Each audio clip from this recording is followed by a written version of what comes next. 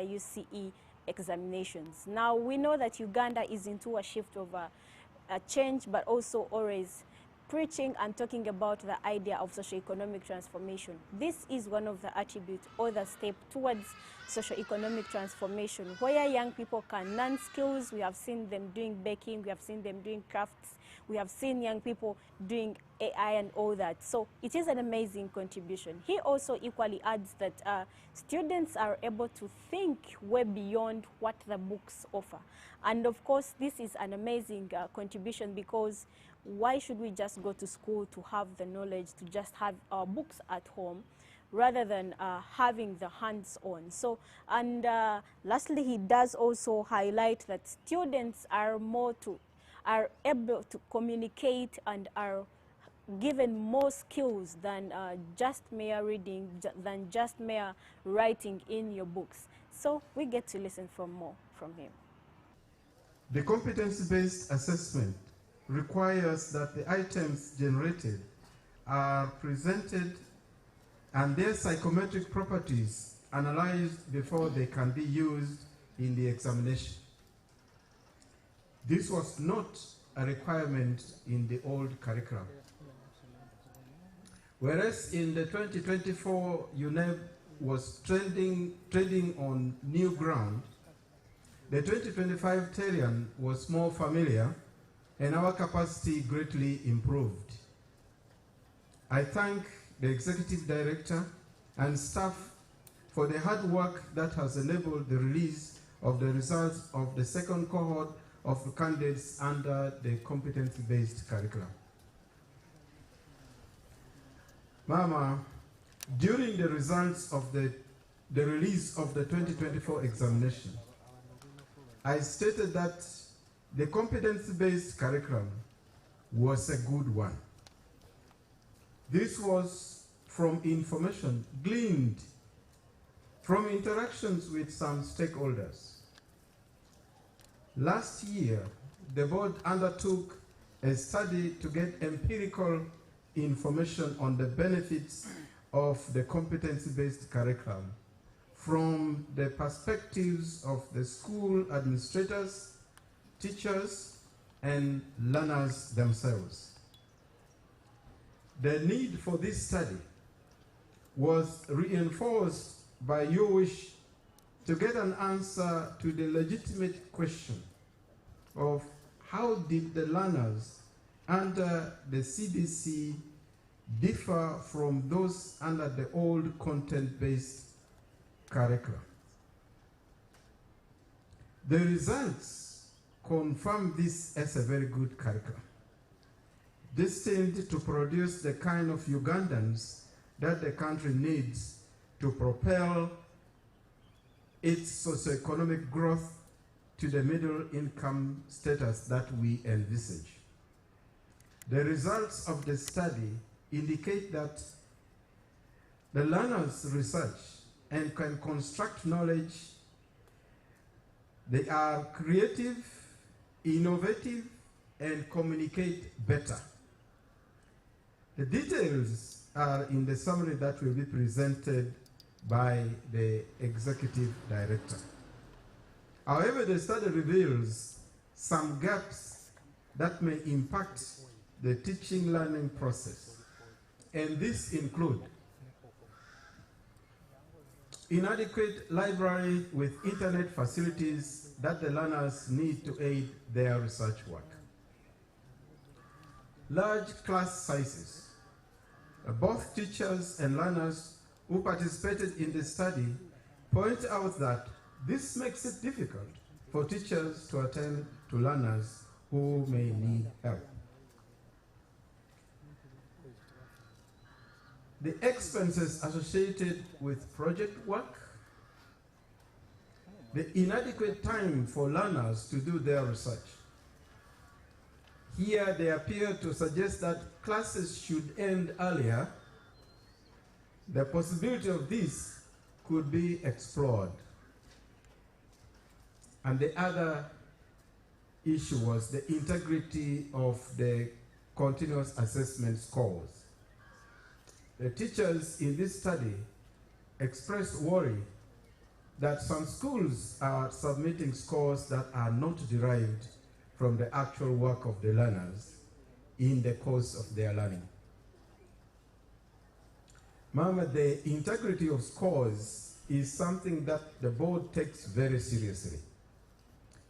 Provisions have therefore been made to institute a rigorous monitoring and evaluation exercise in schools throughout the country to ensure that schools are adhering to the guidelines set by the board and that the scores are reliable.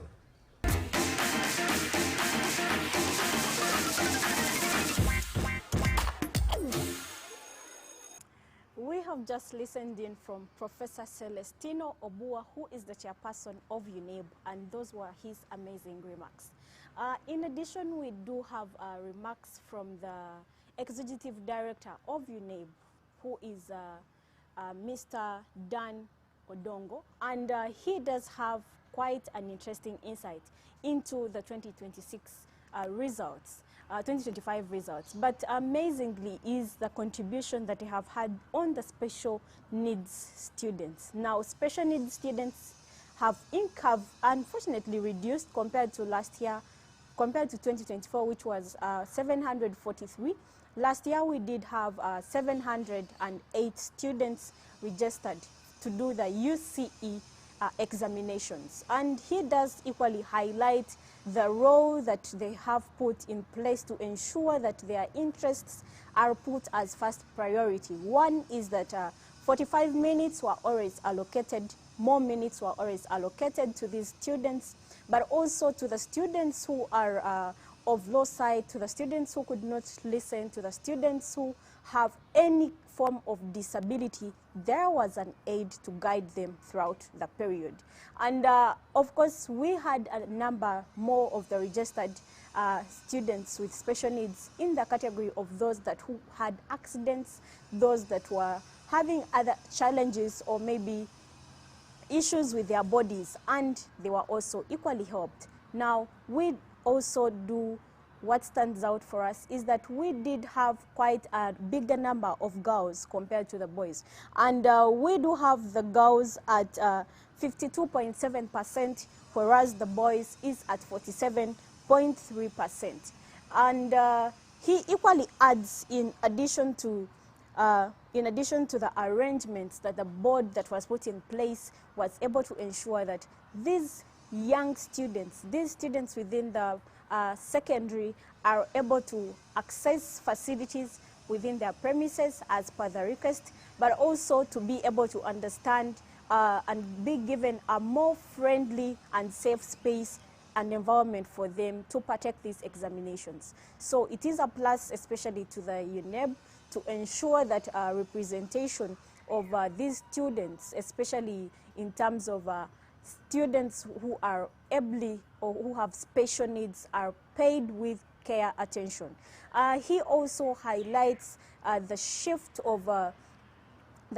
again from students into the practical world, and appreciates the role of the Ministry of Education. He does equally appreciate the role of all the stakeholders, the parents, the teachers that were able to make this possible by sacrificing all they had to ensure that students attain this, well knowing that the competence-based curriculum has somehow come with more of the financial aspect increasing compared to how it was then. But the parents did not give up. So he does appreciate all those that were able to take on those steps. Now we get into more of what he has to say. UNEB prepared to conduct the end of cycle assessment for the first cohort under the new lower secondary curriculum, which we now appropriately refer to as the competency-based curriculum. Some stakeholders in education wondered whether the products of the new curriculum were indeed better than those that went through the old curriculum. On the face of it, the new curriculum was meant to produce learners who would exhibit the generic 21st century skills of critical thinking, creativity, communication, collaboration, problem solving, among others. skills which were majorly lacking in the old content-based curriculum. However, 4 years into the implementation of the curriculum, no empirical evidence existed that the learners were indeed acquiring these skills as casual observations appeared to suggest. The Honorable Minister of Education and Sports posed a question, that was you, Mama. What is the difference between the learners who have gone through the new curriculum and those that went under the old curriculum? UNEP conducted a study in an attempt to provide an evidence-based answer to the Honorable Minister's question. The results are a summary of the main study document. This study was conducted alongside the 2025 National Assessment of Progress in Education NAPES survey to assess our Senior 2 learners' achievements. The methodology we used, Mama, was face-to-face interviews, which we held with 44 head teachers, and focus group discussions, which were conducted with teachers and Senior 4 learners in 171 secondary schools across the country. These schools, Mama, were part of those that were selected for the 2025 NAPES survey. The interviews and the discussions with the school heads, teachers, and the learners themselves were deemed to be the most efficient way to gather insights into the benefits of the curriculum to the learners and to their local communities.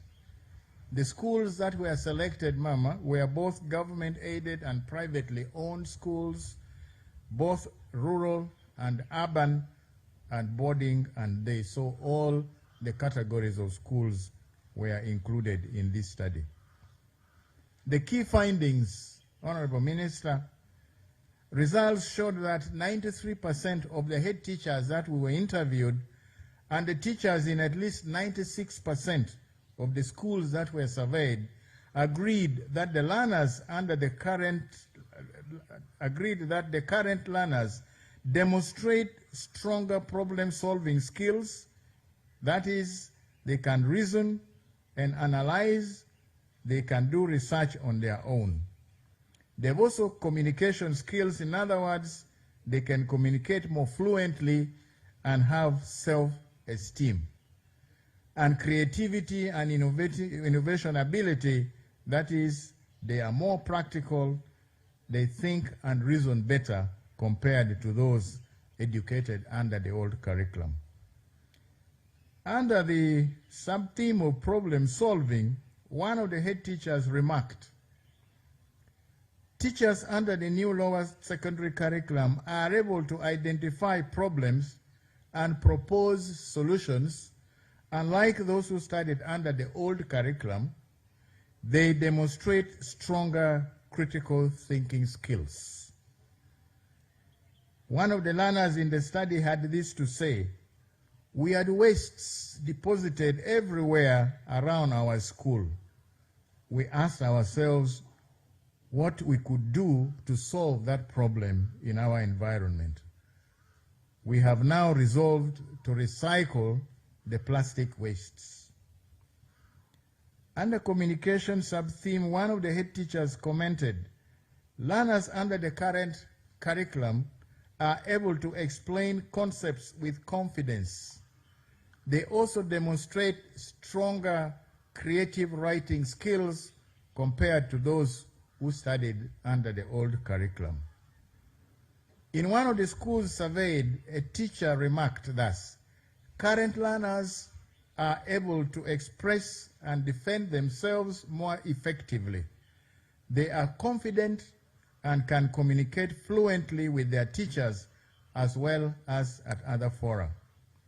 Yet another teacher said, presentation that the candidates, the learners do, build self-confidence, self-esteem, and confidence in the learners. This view was also supported by a student who said, you are motivated to acquire more knowledge. In class, we have to present in front of our classmates. you become strong, courageous, and able to communicate better. There were friends who were introverts when they joined Senior 1, but by Senior 3, there was a great change.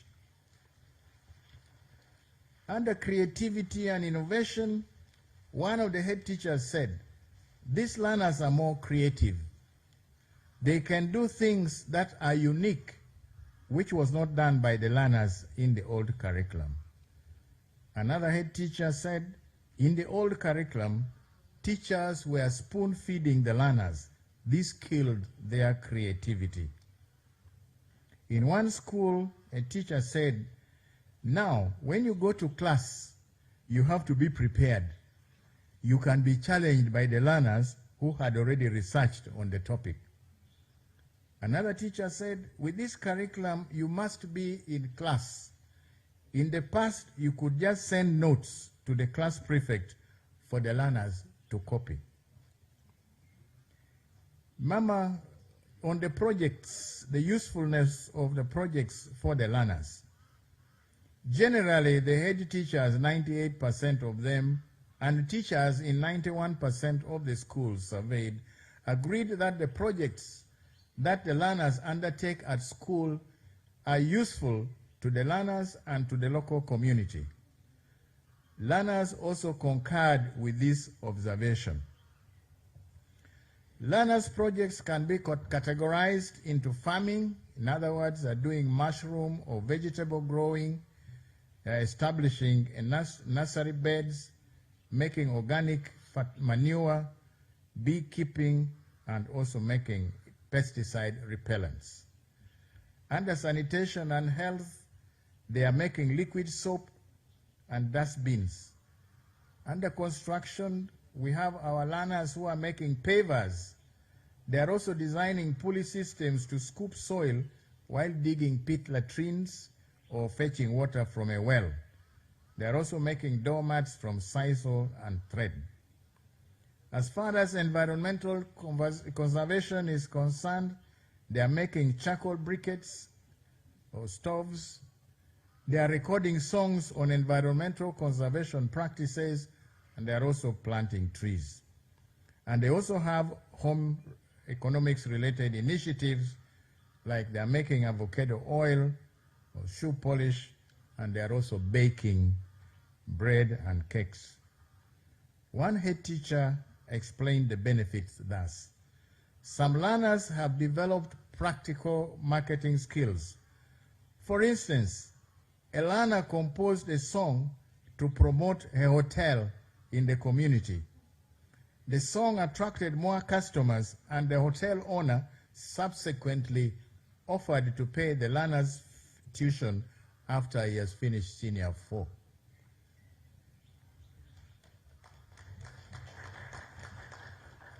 Another head teacher remarked, some learners have established their own gardens in which they cultivate onions, eggplants, tomatoes, and cabbages. They sell the produce and earn money to pay school fees and acquire scholastic materials. This view, Mama, is supported by a learner who said, even if I drop out of school, I will not be stranded. I have learned how to make my own money. Another learner remarked, project development makes you critically see how to apply knowledge, e.g. to income generation. You write a report on what you want to do and you share.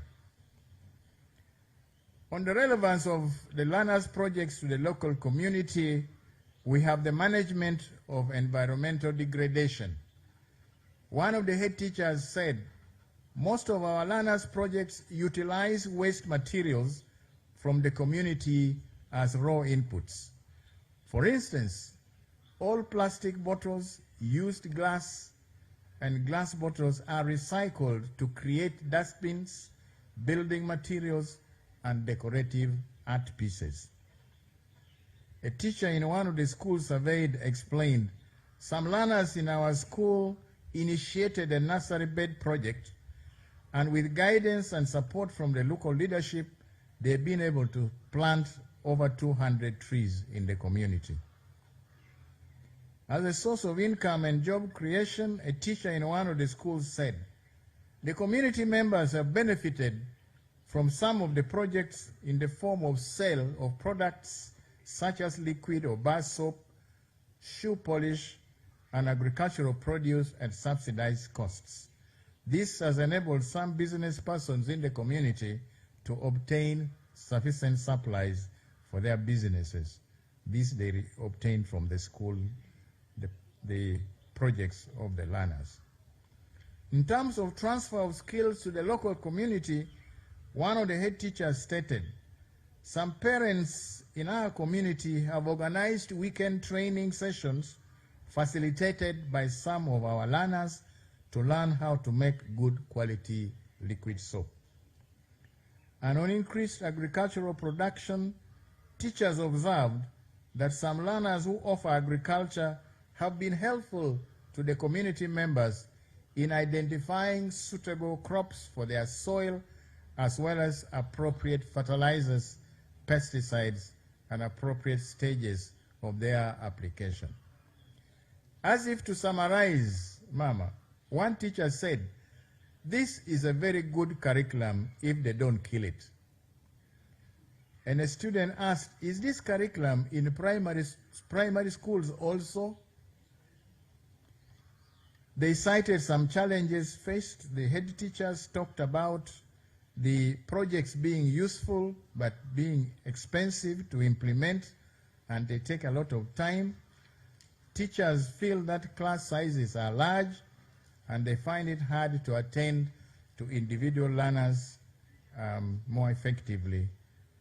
They also contend that CA, or continuous assessment, works well only if you have small class sizes. Learners seem to have the same feeling about class sizes. One of them said, for example, we are 75 in our stream. Teachers cannot attend to each of the students who learn at different speeds. Learners also feel that they don't have enough time to do their own research work. One said, lessons should end early to enable us to do our research. The learners complained about another problem, that is lack of internet facilities. They feel that their libraries need to be updated to have internet access to such engines. One said, in boarding schools, they don't allow smartphones. Students have to depend on the library. Day scholars have a chance to use the phones when they're at home. Mama, teachers also feel that the resource materials, including books, are still not adequate. And as the chair of the board has said, the teachers are worried about the integrity of CA scores from our school-based assessments. The general feeling among some of them is that the 20%, the portion from CA in some schools, is not genuine. One of them said some schools have no computers, but they also give CA scores on computer studies. Mama, this study covered only 170 schools, although they were very scientifically selected, and we think the findings can be generalized. Since this sample was representative, there may be need to do a bigger study with more stakeholders involved. Mama, this is the end of the brief report on the summary. The full report is available, but we believe for this function, this is enough to give the people of this country some information about the beauty of the competence-based curriculum. And as the teacher said, it is the responsibility of everybody to ensure that it is not killed, because every stakeholder has a role to play in the success of this CBC. Mama, permit me now to turn to the statement of release of results of the 2025 Uganda Certificate of Education examination. Honorable Minister of Education and Sports, the Uganda National Examinations Board presents to you the results of the 2025 Uganda Certificate of Education examination. The examination was successfully conducted under the theme Embracing Security and Holistic Assessment of Learners in a Dynamic Environment. Mama, these are the results of the second cohort of candidates under the competency-based curriculum. Registration for the 2025 exams. The total candidature, Mama, was 432,163 candidates who sat from 3,975 examination centers who registered for the examination. This compares to 359,417 candidates in 2024, giving a very big increase of 72,742 or 20.2%. Ma'am, I want to say this is the largest increase in candidature we have ever recorded in the UCE examination. And it is a testimony that those that are coming through, the increases of candidates coming through from primary are also staying on up to this level, and we are having fewer learners dropping out. Out of these, 204,292 or 47.3% were males, while 227,817 or 52.7% were females. Again, Mama, we have been reporting at the lower level at primary a higher percentage of females sitting, and here again we are seeing that those female candidates have also stayed in school and they are coming through at the UCE level as well. Quite interesting reviews right there. And of course, under the competence-based curriculum, equally, we do have the mode of assessment. Now, before or a long time ago, when you do your papers, you'd expect to get out of 100%. And this 100%, if you are a candidate, that would mean you have to wait for the final exams, sit your paper, and then you will get results out of 100%. But that has changed within these 2 years. We do have an amazing contribution when it comes to the competence-based curriculum in terms of results, but also in terms of awards. We do have 20% that is allocated to the continuous assessment. Now, this continuous assessment is done at the school level, and I do believe that the school awards these marks in terms of performance, but also in terms of the different projects that these students are assigned to do. As we well know, we've been talking about hands-on. So the students that were very key or that were very instrumental or that took their work seriously in terms of the physical contribution within the school were able to fetch some marks out of 20%. And then we do have the end of year score. Now the end of year score is attributed to the 80%, and that is when you sit your exam and you NAEB awards. So when you get 20% from the school, which is cumulative, add the 80% from your NAEB, which is the end of year score, you're able to get your results. But also previously, we did have grade 1, grade 2, and all that. This time we do have amazingly result 1, result 2, result 3, and that on. And maybe we'll be getting much more into that. But what again stands out is the contribution in terms of different young people's perspectives, in terms of whether you have special needs, whether you do not have special needs, what skill are you able to learn. And when we look at the percentage of 2024, which was 1.9% of the students that did not qualify to join the next level, this year it has declined, and we have only 0.3%, which makes it a very less percent. And if you are still in that 0.3%, We do believe in you. We do know that the skills that you are able to attain from school cannot leave you the same. It is time for you to pick up your books, to pick up your gun, and go and make sure that you're able to do something with your hands. That is the beauty with a competence-based. Let's listen more. 154,642, or 35.8%, were beneficiaries of the Universal Secondary Education Program, and 277,521, or 64.2%, were non-USE. A total of 429,949, or 99.5%, of the candidates were present in the examination, compared to 357,120 in 2024. So we note that only 2,214, or 0.5%, were absent. Just like in 2024, when the rate of absenteeism was 0.6, it continues to drop. And this means we are having less wastage. I also report on the registration of special groups. One, the special needs candidates. Mama, this 2025, a total of 708 SNE candidates, comprising 342 males and 366 females registered, compared to 743 in 2024.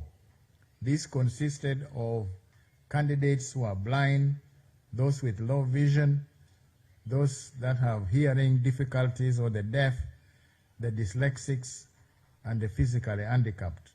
We also have those that we categorize as others. These have other forms of disability that they don't require any special provision apart from extra time. Mama, these others include the sickle cell anemia learners, the epileptic learners, and those that have what we call circumstantial disabilities. They may be victims of accidents or some negative development in their health that comes just before the examination. Mama, almost all the special needs candidates sat, except just 4. As usual, the board made the necessary arrangements for these candidates to sit the examinations. This included modification of questions, braille, having support personnel, language interpreters, and question papers that are enlarged for the low vision candidates. And of course, they were all allowed 45 minutes extra in each paper. Mama, the other group of special candidates are the prison inmates. We registered 52 candidates from the Uganda upper prisons in Luzira, consisting of 36 males and 4 females, and 12 from the Mbarara main prison, all were males.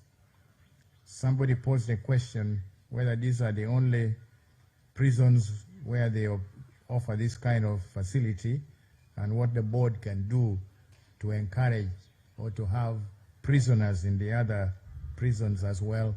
And our answer is that as soon as the prison service approaches us to establish an examination center in any of the prisons, the board is more than happy to do so, to assist the prisons service in their efforts to rehabilitate the inmates. Mama, we compare the general candidates' performance for 2025 and 2024 examinations. The format of reporting performance under the competency-based curriculum is by achievement levels, indicated by letters A, B, C, D, and E. And the table that I have shown below shows the achievement levels and what they mean, the generic descriptors. The achievement levels for each subject are arrived at through a systematic and technical process which consists of statistical and psychometric methods that combine the learner's score based on continuous assessment done at the school and the end of cycle examination score in the proportion of 20% the continuous assessment and 80% the end of cycle by UNEB. So in the table number 1, we have the achievement levels and their descriptors. A is referred to as exceptional and the descriptors are provided. B is outstanding achievement. C is described as satisfactory. D is basic. And E is elementary.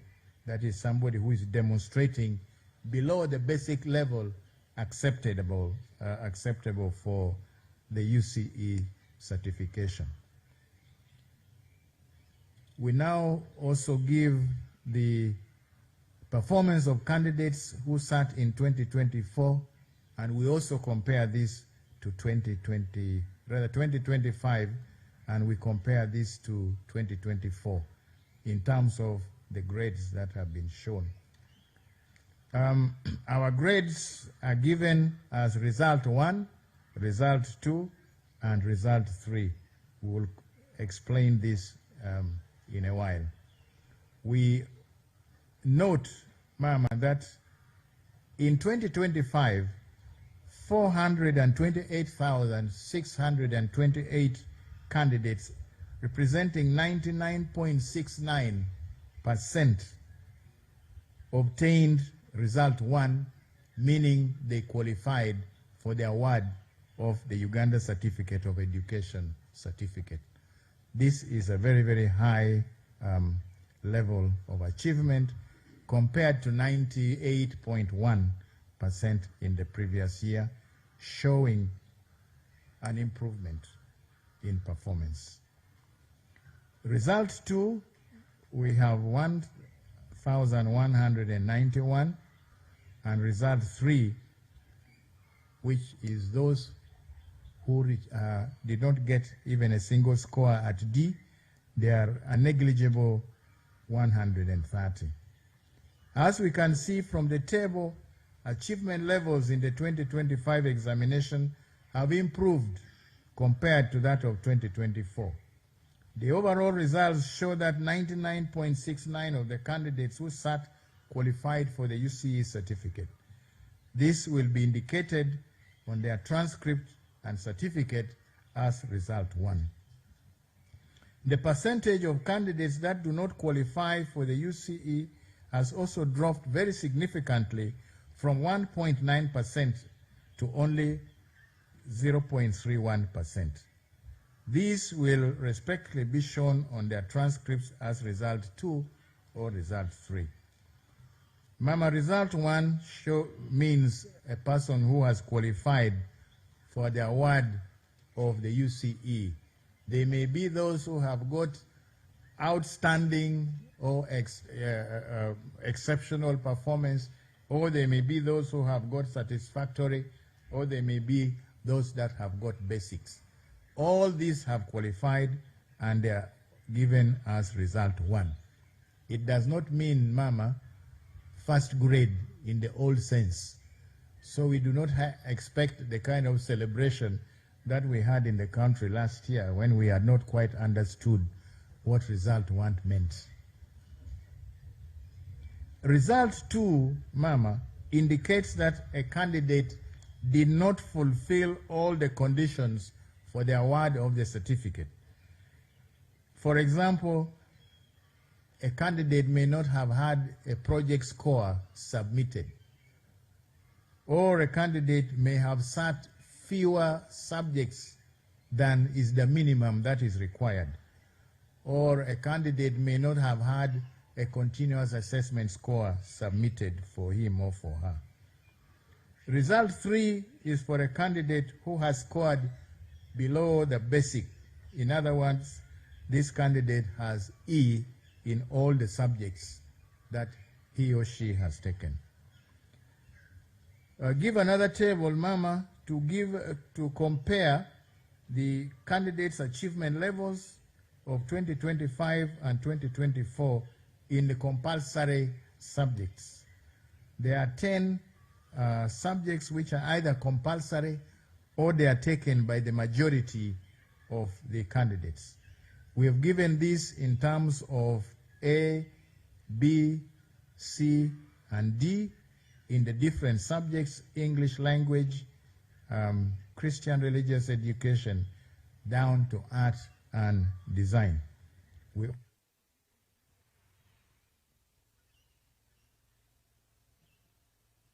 Also the number of candidates that offered each of those subjects and the percentage of those that are exceptional than those that are outstanding, satisfactory, basic, and then below basic. And we have compared these to 2024. Higher exceptional levels of achievements are noted in Christian religious education, geography, and English compared to 2024. More candidates have achieved at higher levels of C and above in 2025 compared to 2024. Mama, this is quite also encouraging when we look at the sciences, where the percentages of candidates who have not achieved at least a D level has dropped very significantly. Mama, if we look at the column of E in 2025 against the core science subjects, physics, for example, in 2024, 12.8% of the candidates did not score even the basic level. That has dropped very significantly from 12.8 to just 0.7.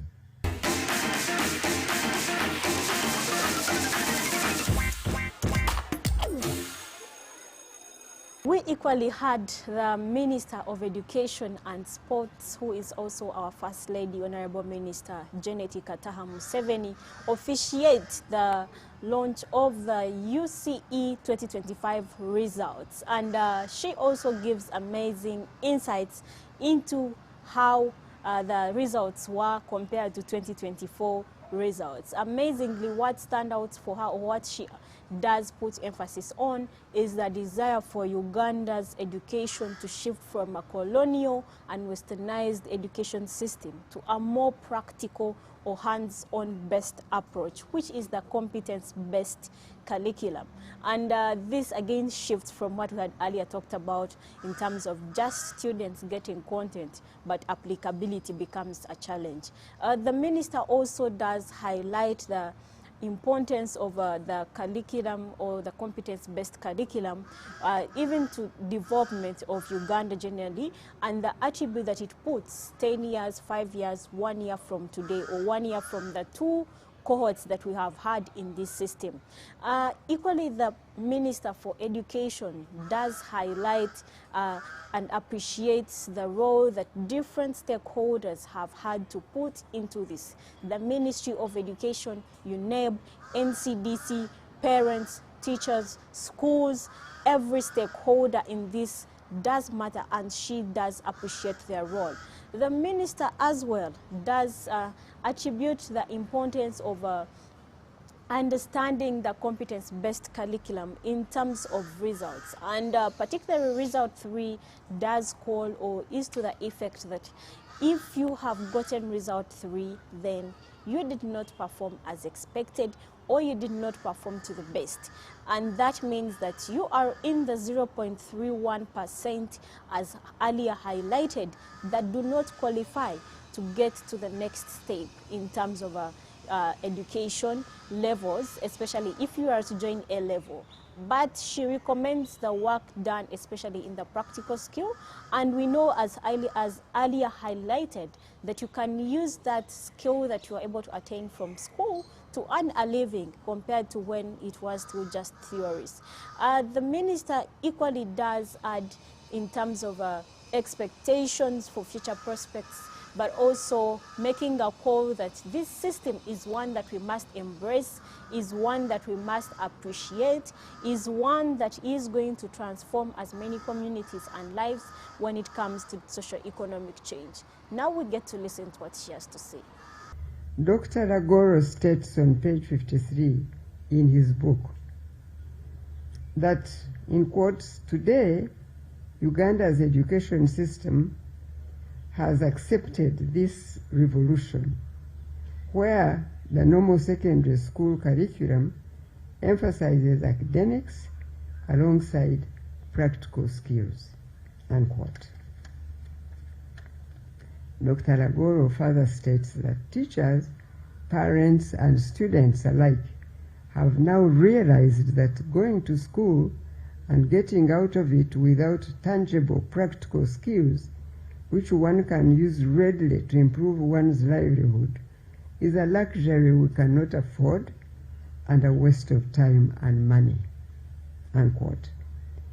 Therefore, I cannot begin to tell you how grateful I am to God today for allowing me to be part of Uganda's generation that is striving and driving a revolution in our homeland's education system today.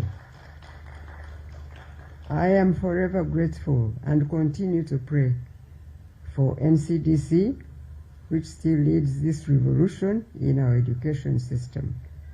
As you may be aware, we as a government through the NCDC have also embarked on reviewing the primary school as well as the A-level curricula to have them fully aligned with the competence-based O-level curriculum. I have no doubt in my mind, therefore, that as more of our children go through this competence-based education system, they will become wholesomely liberated, and so shall Uganda, because we are witnessing a new era in our homeland. As Mark Bellis points out in this book on page 107, in order to liberate a nation, individuals must first be liberated themselves, unquote. Certainly, the 2025 UCE results, as reported by UNEB, paint a very encouraging picture. The percentages of learners reaching defined levels of competencies has improved from those of 2024 cohort of candidates. This improvement in performance is by and large attributed to the fact that teachers have adapted their teaching approaches to what competence-based instruction expects. The teacher is a facilitator of learning and not the source of learning.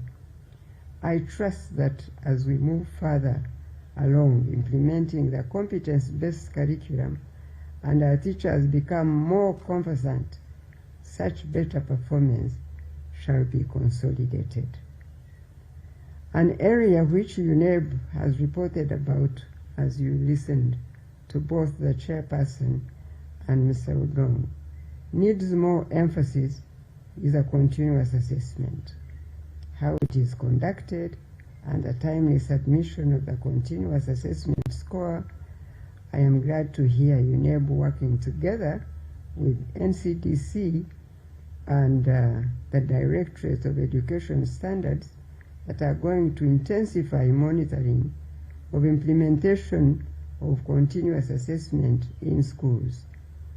I remember that when the 2024 UCE results were released, there was a mixed understanding of the meaning of result 1, result 2, and result 3, as you heard Mr. Dong try to explain to us, as shown on the academic transcript and certificate. Result 1, now we know, means that the candidate qualifies to receive the UCE certificate. Result 2 indicates that the candidate did not fulfill all the conditions of award of a UCE certificate. Such conditions include absence of project scores, sitting for fewer subjects, there being no continuous assessment scores. And lastly, result 3 implies that the candidate will not receive a UCE certificate because he or she achieved a competence level that is below the basic level of competence in applying the acquired knowledge and skills in real-life situations in all the subjects.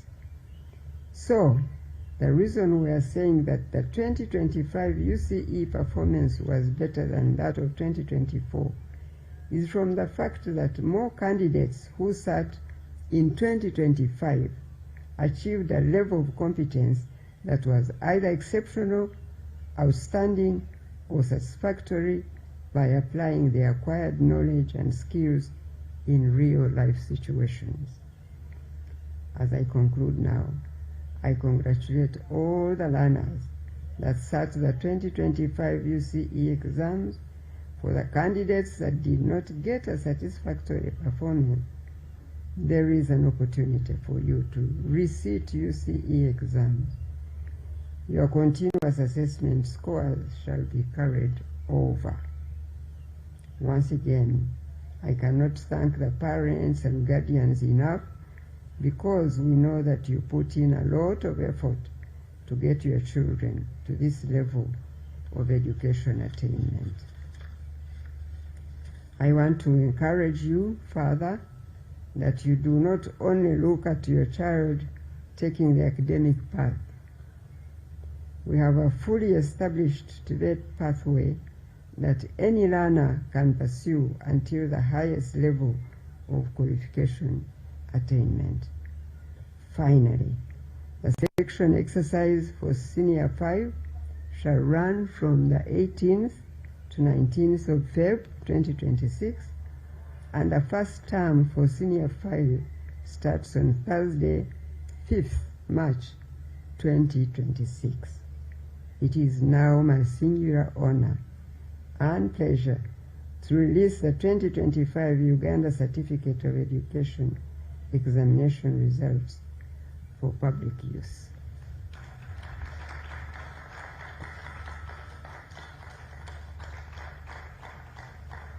Congratulations, the Ministry of Education, to UNEB and to Uganda. Thank you all and God bless you. We would love to congratulate all of you young students out there who are able to complete this first step in your journey of academics. But we also remind you that the journey is still not yet done. The journey still continues. You are on the move, and we hope and wish you the best even onto the next step for those of you who pursue the next level in terms of joining the A-level education system. But also, I would love to congratulate my brother, King Arinda Stanley from Tare School. Congratulations, and all the students that are able to make it through. We had speeches from the chairperson of UNEB, Professor Celestino Obua. We did have remarks from the executive director of UNEB, who is Mr. Odongo. We did equally have remarks from the First Lady, who is also the Minister of Education and Sports, Honorable Minister Kataha Janet Museveni, and we also appreciate the role that the Ministry of Education is doing to ensure that education system continues to live in a reality, but also continues to empower as many young people in Uganda. And with this competence-based system, we do know that surely Uganda is getting better. We do know that surely young people are gaining skills, young people are gaining analytical skills, young people are able to express themselves, but also young people do understand the role and art of hands-on. And from the Education Forum, would love to say thank you for always following us. And of course, we hope to see you on our next episode on the same time and same day. Thank you so much. It's been me, Treslin Ankunda, hosting this episode.